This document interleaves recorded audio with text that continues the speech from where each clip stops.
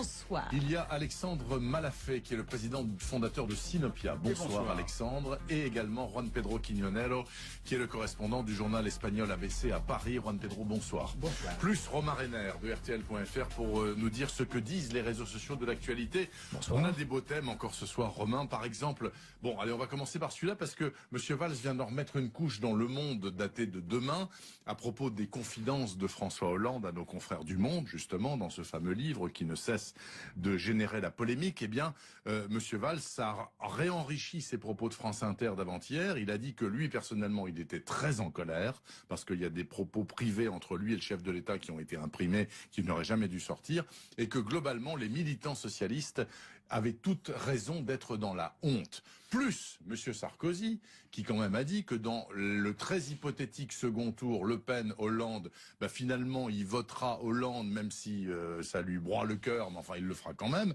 Après, il a dit, mais de toute façon, ça ne se produira pas, etc. Mais enfin, il a quand même dit ça. Donc, j'en arrive à poser la question, et dites-moi ce que disent les internautes. Après cette folle semaine, quel est votre sentiment pour la suite, pour les scrutins à venir? Qu'est-ce qui va se passer? Si on en croit ce qu'on peut lire sur les réseaux sociaux, la présidentielle de 2017 serait loin, très loin d'être jouée, contrairement à ce que disent de nombreux sondages. Les médias essaient de nous imposer Juppé, mais j'irai voter Le Pen, prévient Titi. Et vous pouvez trouver des centaines de commentaires de ce type partout sur Internet. Pour Jean, par exemple, voter Juppé n'est pas raisonnable. Il aura 72 ans. Rappelez-vous de la mort de Pompidou et des fins pénibles de Mitterrand et Chirac. Et l'autre grand sujet d'interrogation, c'est Macron. C'est le seul réformateur de gauche, dit Philippe, il faut qu'il y aille. Joe répond non merci sans façon qu'il nous oublie. Mais il y a un sujet à propos duquel tout le monde semble à peu près d'accord, c'est l'avenir de François Hollande. Sylvie attend avec impatience les prochaines élections pour que le président, je cite, dégage de l'Élysée. Un internaute anonyme considère que Hollande a réalisé le rêve de la droite en détruisant la gauche. Et Jean-Marie de conclure, il dit avoir un projet pour la France, j'en ai un aussi, le virer. Bon, puisque apparemment j'ai écorché son nom, Alexandre Malafaille, c'est bien ça. C'est vous qui commencez, Alexandre. Comment voyez-vous tourner la mayonnaise politique, là? En ce moment, pas bien. Ça, c'est clair. Je me mets surtout à la place des Français. Je me demande comment, alors si on prend le cadre de la primaire de la droite, je me demande comment ils s'y retrouvent. Je sais pas, en tout cas, il faudra en tirer des leçons, parce que cette espèce de très longue primaire, cette espèce de très longue phase de candidature des uns et des autres, avec ces affrontements qui sont quand même durs. On voyait bien, on en parlait là il y a quelques instants en micro, quand même que Nicolas Sarkozy, lors du débat, concentrait sans doute toutes les rancœurs, toutes les haines. Il était très isolé. On voit bien qu'il porte quelque chose qui est dur sur lui, et c'est normal. Bon, mais au-delà de ça, sur les messages, comment s'y retrouver? Vous parliez tout à l'heure de cette cacophonie sarkozienne qui annonce que peut-être il voterait Hollande si c'était... Enfin, je ne sais pas comment, sur le fond des choses, les Français vont faire pour se décider en allant le 10, le 20 et le 27 voter pour les primaires. Donc je pense qu'il y a un problème de processus. Je pense que ce processus des primaires devra quand même être décortiqué. Et puis peut-être après aussi de temps de campagne, parce que ça va faire un long moment où on est sur un débat, sur un deuxième débat, sur un troisième débat. Voilà. Et je sais, effectivement, je partage l'avis des internautes. Qui va gagner? C'est très difficile à prédire aujourd'hui. Évidemment, Alain Juppé est quand même pas trop mal parti. Juste une chose, il me semble quand même qu'il y a un phénomène qu'il faudra observer avec beaucoup d'attention, c'est le phénomène Emmanuel Macron. On n'est pas à l'abri, pour l'instant lui n'est pas encore rentré dans le jeu, on n'est pas à l'abri. Enfin, il chauffe d'une fort surprise. là. Il chauffe fort là. Mais il n'a pas encore annoncé ses positions, on n'a pas encore vu son projet, son programme, on a encore plein de choses à dévoiler de son côté. J'attends de voir. Il est capable de jouer un rôle tout à fait surprenant dans la campagne. Vous savez, il y a eu des choses très intéressantes en Espagne, monsieur, vous pourrez nous en parler, en Italie aussi. Je crois qu'il faut être très prudent sur le pronostic final. Clémentine Autain. Non, mais ce qui est formidable, c'est pas simplement que c'est pas qui va gagner, c'est qu'on sait pas qui est candidat. Oui, on arrive au mois de novembre quand même. Donc, et c'est vrai qu'il y a une incertitude à gauche en particulier, à droite aussi. L'issue de la primaire n'est pas certaine, même si Alain Juppé quand même caracole en tête de façon. La primaire de la droite, la primaire de la gauche, c'est en janvier.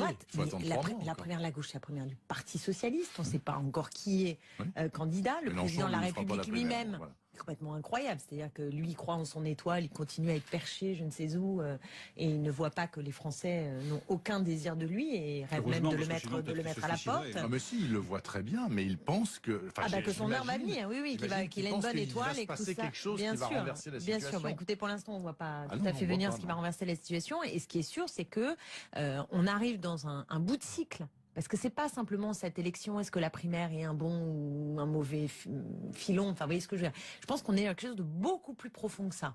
Les grands cadres idéologiques sont en train de s'effondrer, et en particulier de façon récente. Alors on a à gauche évidemment le mouvement ouvrier qui quand même est en phase de décomposition quand on prend ses différents bouts, et donc de recomposition de quelque chose qui va évidemment prendre sa place, mais on voit pas encore très bien quelle quelle forme ça a. Ces deux traditions sont plutôt en état difficile, et en particulier la social-démocratie comme à l'échelle de toute l'Europe. Mais plus fondamentalement, depuis 30 ans, on a des politiques néolibérales qui se suivent et qui se ressemblent. Et aujourd'hui, je pense que tout ça arrive au bout. Complètement au bout, et le système politique, cette 5e République, est aussi à bout. Donc on est à bout de quelque chose, c'est pour ça que c'est brouillé, et que c'est brouillon, c'est que je crois qu'on a besoin, les Français attendent en tout cas, des projets neufs, des personnalités neuves, et une façon de renverser cette table et d'essayer d'ouvrir une alternative et pas simplement de répéter avec les mêmes ce qui ne fonctionne pas. Avec vos yeux d'étranger, entre guillemets, même si vous êtes à Paris depuis fort longtemps, comment vous percevez ce qui se passe? Je crains voir la chose d'une façon beaucoup plus brutale. Non, soyez brutal. Sur la gauche, je crois qu'ils sont en train de se suicider tous ensemble d'une façon collective. Manuel Valls aurait pu être un très bon candidat des droites réformistes s'il aurait choisi un autre chemin. Il a préféré être avec les socialos. Eh bien, ils vont se suicider avec eux. Est-ce qu'il y a quelqu'un à gauche? Est-ce qu'il y a décidé? S'il faut croire tous les sondages, il n'y a aucune idée. C'est le vide absolu. C'est-à-dire, les premières parties des jeunes, c'est les partis qui votent les jeunes. Depuis une vingtaine d'années, les plus, c'est le Front National. Un 30% des ouvriers français votent Front National depuis une quinzaine ou une vingtaine d'années.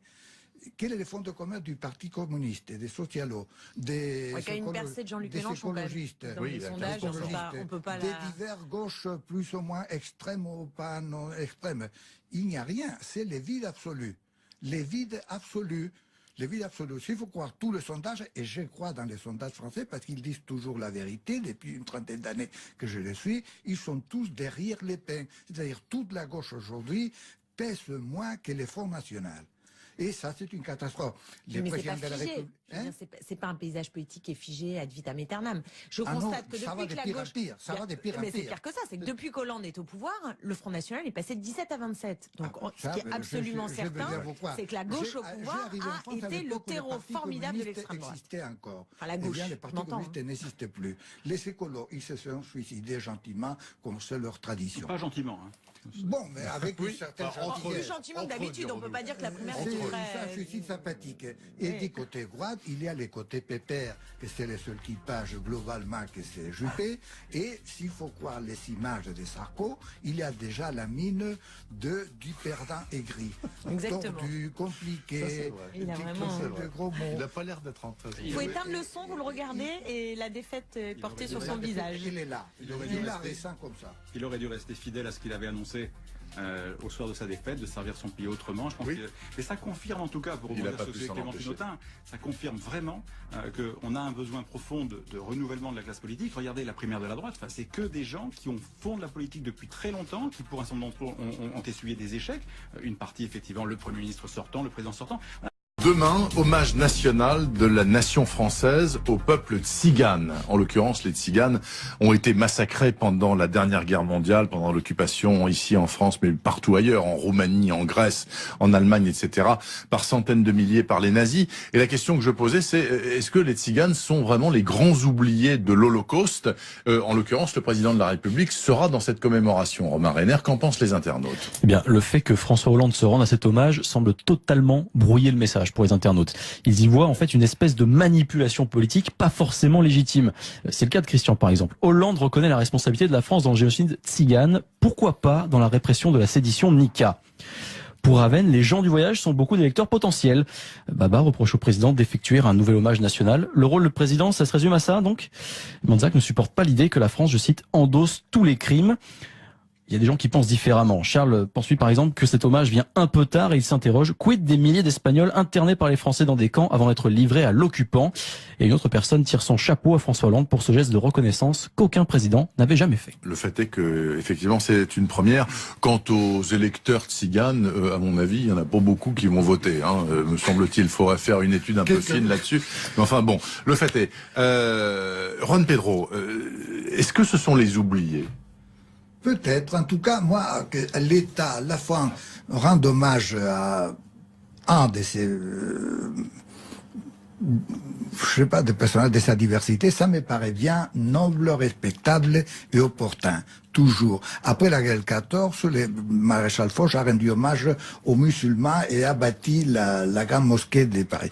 c'est trop tard pour rendre hommage aux Tziganes. Jamais, en état. Il faut toujours temps. Moi, mon seul souci, c'est que en regardant vers les passés, on ne regarde pas vers les Tziganes et les Roms d'aujourd'hui. C'est-à-dire, bien pour l'hommage aux victimes de l'Holocauste, quand même, il faudrait peut-être regarder qu'aujourd'hui même, il y a quelques milliers de victimes qui sont dans les boulevards de la Chapelle, par terre dans des conditions épouvantables. Oui. Et qu'il vaut mieux regarder vers les passés, rendre hommage, c'est beaucoup plus facile que tendre la main aux Tziganes d'aujourd'hui et aux victimes d'aujourd'hui, qui en ce moment sont de Barbès à Stalingrad. Et il y a 2 milliers et sont une honte pour Paris, pour la France et pour nous tous. Et vous ? Moi, je pense que l'un est le prélude aussi à l'autre. C'est-à-dire que quand on rend cet hommage, quand on se souvient de cette histoire, c'est aussi une manière de regarder différemment le présent. Donc, je n'oppose pas l'un à l'autre, mais je pense qu'au contraire, le fait de regarder cette histoire, parce qu'elle a été passée totalement sous silence. Je ne sais même pas si ceux qui nous écoutent savent qu'en Europe, il y a eu entre 300 et 500 000 personnes victimes qui ont donc été déportées, qui ont été gazées, qui ont été interdits de circuler, puis chassés, puis regroupés dans des camps, puis certains par centaines déportés à Auschwitz. Enfin, je veux dire, c'est une histoire. Ils ont fait partie de ceux qui étaient ciblés par le régime nazi. Et donc cette histoire, elle a eu du mal à sortir de l'ombre. Vous vous rendez compte, il a fallu, y compris des actes culturels importants. Je pense au film de Tony Gatliff en 2010, qui a justement mis cette politique anti-Tzigane en France sous le régime de Vichy un peu à la lumière. Mais c'est long, quoi. C'est très très long. Il a fallu aussi que le président de l'Union française des associations Tziganes se batte, que les associations Tziganes se battent elles-mêmes, et c'est très long. Et je regrette que ce soit à la fin du quinquennat. C'est vrai qu'on a l'impression que François Hollande, et c'est triste. Il y a 15 jours, c'était pour les harkis, et c'était là aussi une bonne idée. On attend. Moi, j'aimerais qu'il fasse un beau discours, comme le raconte Raphaël Glucksmann dans son bouquin. Vous avez vu dans Notre France, il fait un faux discours de Hollande pour les morts de la fiche rouge. Les étrangers qui sont battus pour la France et qui ont été tués, les FTP Moi qui ont été tués par les vichistes, et en se posant la question, mais qui était le plus français, ces étrangers qui se sont battus pour la liberté, l'égalité et la fraternité, ou est-ce que c'était ceux qui travaillaient pour l'État, qui étaient bien français, mais qui ont pourtant fait exterminer ces gens, ce qui est une vraie belle question pour la France. Bon, ça aurait été un discours attendu pour François Hollande. On n'a rien eu de tout ça pendant 4 ans. C'est vrai que ça vient tard. Moi, je préfère que ça vienne tard que jamais. Et je partage la préoccupation qui est de regarder dans le même temps la situation des Roms en France. Et j'ai en mémoire ce que disait Manuel Valls il n'y a pas si longtemps. Il a tenu des propos absolument inacceptables sur les Roms. Mais pas loin d'ici, on a aussi le cirque Tzigan. Bien sûr. Dans le 16e arrondissement, qui est magnifique. J'invite vraiment tous ceux qui nous écoutent et qui sont parisiens à y aller. Et bien précisément, pourquoi ils ont eu du mal à monter leur tente? C'est parce que les gens dans le quartier, dans le 16e arrondissement, avaient ce racisme anti-Tzigan et ont toujours ce racisme anti-Tzigan, ce qui fait que la vie est très difficile pour eux, alors qu'ils donnent à voir cette culture, cette vivacité qui est absolument extraordinaire. Je vous invite tous à aller le voir, vraiment. Je précise qu'à Berlin, il y a un monument aux morts tziganes du nazisme. Enfin, bon, il n'y a pas ici, mais enfin, en l'occurrence, c'est plus une affaire allemande, vous allez me dire, bien qu'on ait une responsabilité en tant que collaborateur à une époque. Alexandre Malafaille. Tout ça s'inscrivait à l'époque dans un processus de sélection de la race. Donc, tous ceux qui n'étaient pas dans la bonne race étaient éliminés, les tziganes et tellement d'autres. Rappelons aussi que les handicapés ont payé un prix extrêmement cher. Les homosexuels aussi. Les homosexuels, même les francs-maçons aussi étaient éliminés par quantité. Donc, qu'on leur rende hommage, c'est très bien. Qu'on ce devoir de mémoire, il me paraît essentiel. Le président de la République dit d'ailleurs que c'est un travail de mémoire et de réconciliation des mémoires. Il a raison là-dessus, il faut le faire. Après, le calendrier politique est pas très heureux, c'est dommage. Mais je crois que de toute façon, on est toujours grandi quand on assume et quand on regarde le passé. Après, il faut faire attention. Il faut faire attention aux postures, il faut faire attention aux messages qu'on envoie. Quand je dis ça par rapport effectivement à un regard général porté. Il ne faut pas que le rétroviseur soit plus grand que le pare-brise. Il faut absolument que, évidemment, le présent soit quand même bien envisagé et que on ne passe pas son temps, à à culpabiliser les citoyens du présent avec ce poids de l'histoire qui est douloureux. Vichy hier, c'est pas la France d'aujourd'hui. Donc il faut essayer quand même à un moment donné de la petite fibre, hein, le repentir, tout ça. Non, mais c'est difficile. Je crois que dans une logique d'un pays qui a besoin, qui se cherche aujourd'hui, on a des problèmes de cohésion. Voilà, cette culpabilité qui peut un peu. C'est pas de la culpabilité, on s'honore en regardant son histoire comme à l'échelle individuelle. C'est exactement ce que j'ai dit en préambule. Mais il faut juste trouver le bon équilibre et ne pas perdre de vue qu'on a besoin de créer une identité sur laquelle on se retrouve, qui fait qu'on vit ensemble, et que si on passe son temps, et les réseaux sociaux sont redoutables pour ça, si on passe son temps à regarder effectivement comment sont véhiculés ces relents du passé, ça nous fait beaucoup de mal. 19h52, non. Livre qui ne cesse de générer la polémique, eh bien, Monsieur Valls a réenrichi ses propos de France Inter d'avant-hier. Il a dit que lui, personnellement, il était très en colère parce qu'il y a des propos privés entre lui et le chef de l'État qui ont été imprimés, qui n'auraient jamais dû sortir, et que globalement, les militants socialistes avaient toute raison d'être dans la honte. Plus Monsieur Sarkozy, qui quand même a dit que dans le très hypothétique second tour, Le Pen, Hollande, finalement il votera Hollande même. Bonsoir. Il y a Alexandre Malafé, qui est le président fondateur de Sinopia. Bonsoir Alexandre. Et également Juan Pedro Quignonero, qui est le correspondant du journal espagnol ABC à Paris. Juan Pedro, bonsoir. Bonsoir. Plus Romain Renner de RTL.fr pour nous dire ce que disent les réseaux sociaux de l'actualité. Bonsoir. On a des beaux thèmes encore ce soir, Romain, par exemple. Bon, allez, on va commencer par celui-là parce que Monsieur Valls vient d'en remettre une couche dans Le Monde datée de demain à propos des confidences de François Hollande à nos confrères du Monde, justement, dans ce fameux... Type partout sur Internet.